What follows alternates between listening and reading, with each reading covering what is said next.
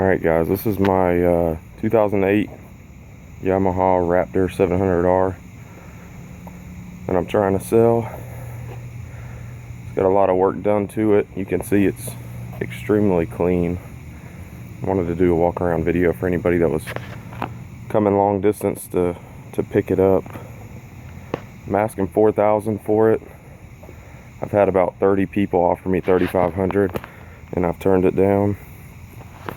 It's a nice quad. You need to come and look at it and see for yourself. It's the GYTR Special Edition. It's got the carbon fiber front nose. I really love the plastics on this. It's red and white, and I like the checker pattern right here. The plastics are all in great shape. They aren't like stress marked or you know, cracked. Nothing's cracked at all on the bike anywhere, none of the plastics. A couple little scuffs here that might could come out, but it's never been flipped, so the plastics aren't cut up or jagged or anything like that, or broken. They don't flap around. Pretty solid. You know, a lot of these, they have the brackets missing, stuff like that. These are good to go. It's a nice quad overall for sure. It has, I'll go over the modifications real quick with you. It's got obviously the DMC dual exhaust. That's about an $800 setup right there. 2 pipes all the way back. It has, engine wise, you can see the head right here. See where it's engraved HPS. Henry's porting service out of North Carolina did the head. He ported it. He did like a race port on it, so it's a pretty heavy port job. It's got a stage 3 cam in it, which HPS installed in the head while it was there for porting. He adjusted the valve lash. All I did was basically just install the head, so I didn't have to set the valve lash or anything like that. This is the cylinder jug right here. I pulled that off and replaced the piston. I used the best quality piston you could buy, which was a CP brand. I can't remember the compression ratio, but it was the highest compression piston that you could run with stock or with pump gas. So it runs on 93 octane pump gas, but I always use non-ethanol in it, and that's what it was tuned with, so I would recommend using 93 non-ethanol. But yeah, so high compression piston, and it's a CP brand. I also file fit the rings. I staggered them correctly. So a lot of work, you know, went into doing that. So high compression piston, stage 3 cam, ported head, and valve job done at the same time that the head was done. It's also got a Power Commander. It's a little dirty. Like I said in the ad, I trail ride this bike, so there's a little dirt. It's got a Power Commander 3 tuner on it. So this is about a $300 tuner. The only negative I would say on the Power Commander 3 is that you do not have the ability to adjust timing. So they have a new one out now that's called a Power Commander 5, and it has the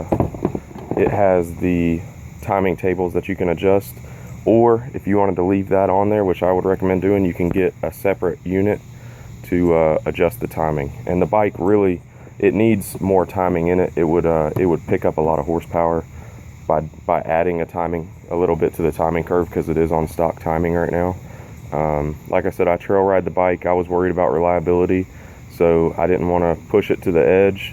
So it's very conservative right now. So you could probably, you know, add some timing and lean some fuel out of it and pick up a good bit of power. But when I had it dyno tuned, I told him I wanted to trail ride it, you know, all day if I wanted to and not have any issues, and it's been extremely reliable. It has K&N filter with the outerwear little pre-filter, so you can just pop this filter off, pull that blue cover off, and clean the filter. And usually the K&N underneath is clean. You know, that pre-filter catches a lot of the dust. pretty nice little setup.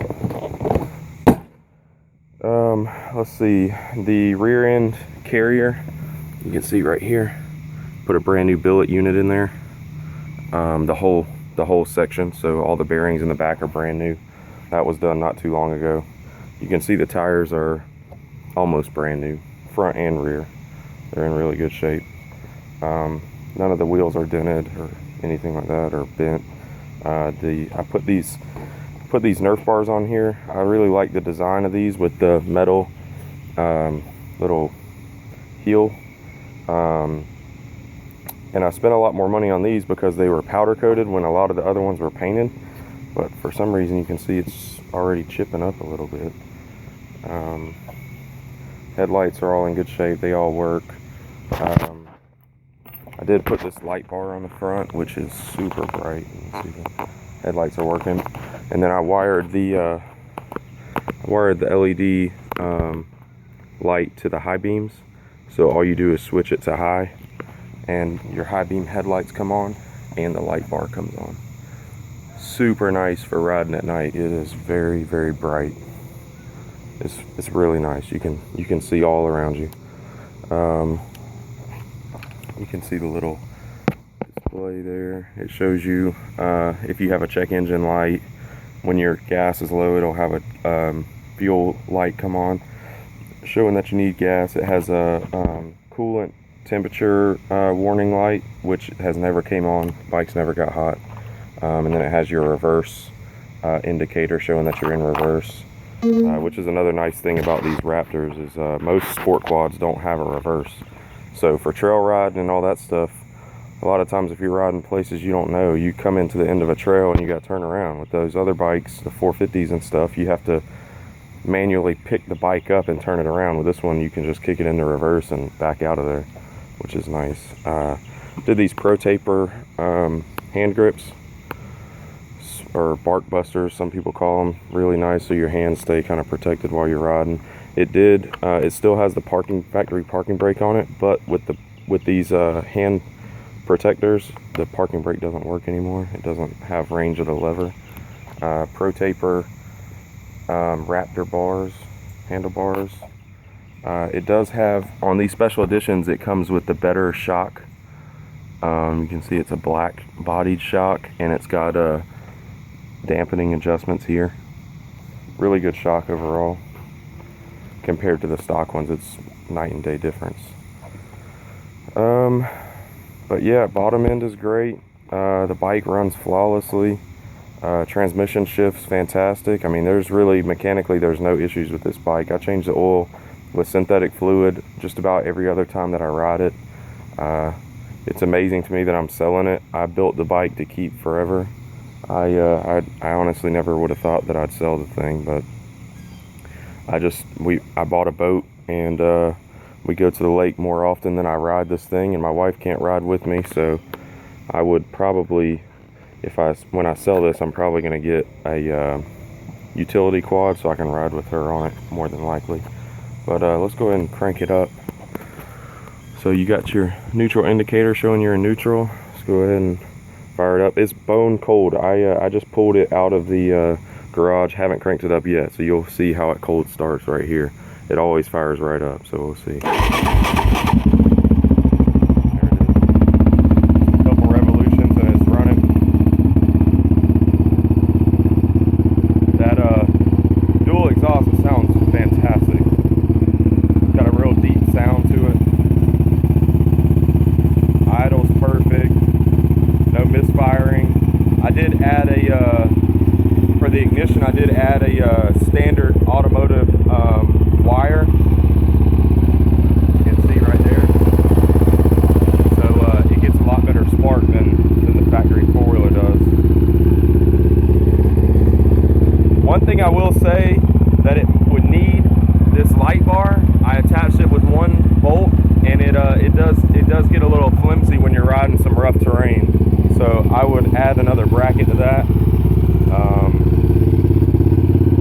But other than that, that's really the only issue that I know of with the bike. I mean, it's perfect, especially mechanically. Mechanically, it's perfect.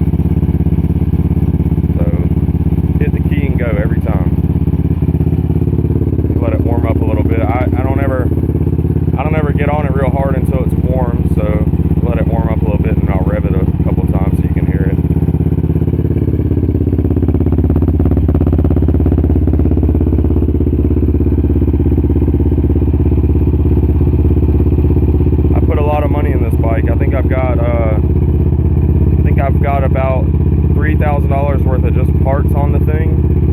bought it about a year and a half ago, and a year and a half ago I paid $3,500 for it, which is what these bikes go for stock. So, you know, and I wanted a clean one that wasn't abused, so I spent what it was worth, and I got a nice one, and then I put a ton of money in it. So this is it's a really nice four-wheeler.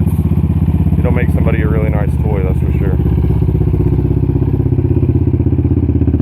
See if I can hold the phone back here.